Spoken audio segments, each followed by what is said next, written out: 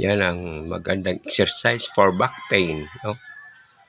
Para sa lower back pain, yan ang kailangan natin exercise. Mapababae man o mapalalaki ay pwede yan. Yes, pwede yan mapababae o mapalalaki para sa back pain.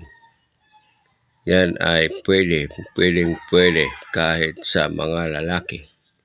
Hindi lang sa babae. Pwede yan. Pwede. Maganda yan para sa atin, para sa ating katawan.